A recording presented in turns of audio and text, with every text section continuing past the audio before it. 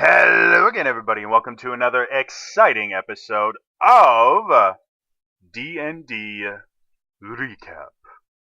This is where I tell you the amazing adventures of the players I run through campaigns on Wednesday nights for D&D Encounters. For this season, we're actually running the campaign series Princes of the Apocalypse. So, without any further ado, let's get going. First things first, the players change randomly due to how encounters work, so let's introduce today's heroes. First things first, we have a lovely, wonderful gentleman with a bow. Obviously, you guys know, this is Heine, the ranger. And he has a little smiley face. And then, of course, Shifty Eyes. Shifty Eyes has got to mean, oh yeah, that's right, it's R2, his brother, and then their friend, can't go anywhere without her. That is our lovely cleric Achilles. And finally, our final member, everybody's favorite named person, Nutson. Nutson Yomuth. Yeah. Plus, we have two new adventurers joining the crew today. Yes. Fascinating. Yes. So let's meet these new adventurers. This will happen fairly regularly. First adventurer is... he's a halfling whose mother wasn't very creative with naming her children, so she just named him the first thing she saw, which was Burlap Sack. He's a halfling ranger, and he doesn't like halflings, surprisingly enough. Mostly because his mother named him Burlap Sack. That'll ruin everybody's day, really. The second person is a lovely, amazing person. He's a monk. A monk that I can't actually remember what his name is, but he has a very cool monk headband, because monks gotta have headbands. Also, unique fact, great for jazzercise as well.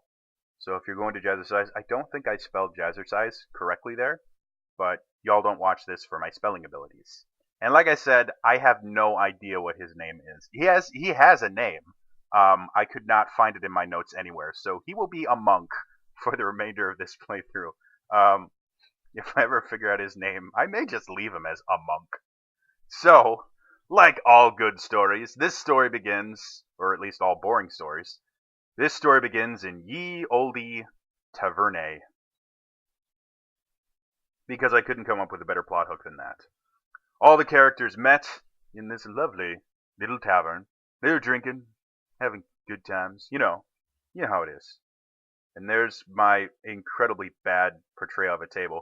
And there's everybody that's kind of sitting around. There's Shifty Eyes. And then we have our lovely cleric who sits right next to him. And then we have, I think that's Nutson there. Yep, Nutson. Nutson Yomouth. And then, obviously, we still have to have, he has his bow. Even when he drinks, Heine's got his bow there. And then we have a monk that I couldn't remember. And finally, we've got Burlap Sack. Just kind of chilling there, drinking.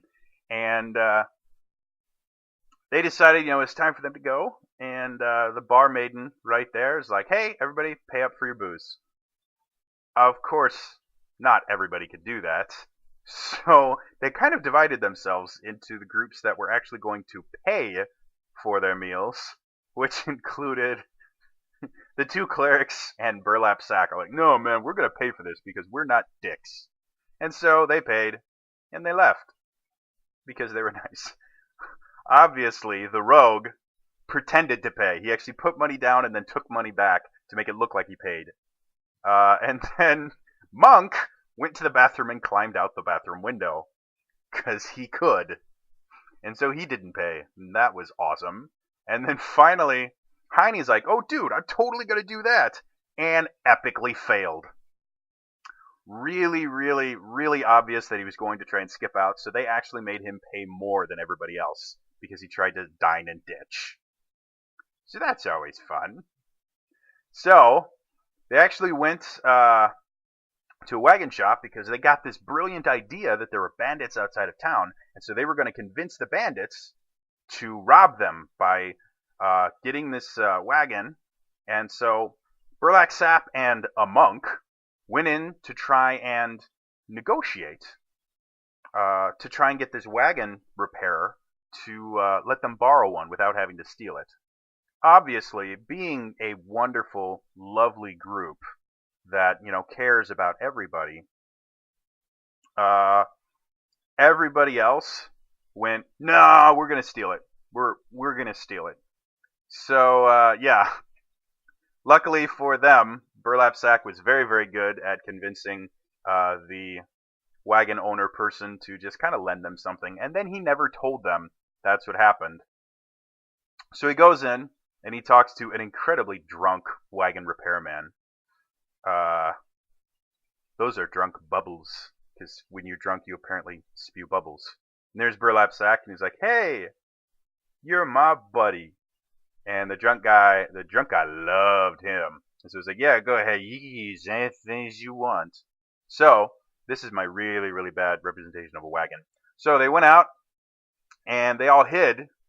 Well, half of them hid in the wagon, hoping that they would get robbed. And then Burlap Sack was out there, but they rolled really, really bad and could not for the life of them convince anyone that they were worth robbing. And so they traveled around for literally 8 hours just trying to go, "Hey, we need to be robbed." And finally, they went, "Wait a minute, we have a map that shows where the bandit camp is. Call me crazy. Let's just wander over to the bandit camp and attack them there as opposed to waiting for them to rob us, which is never going to happen."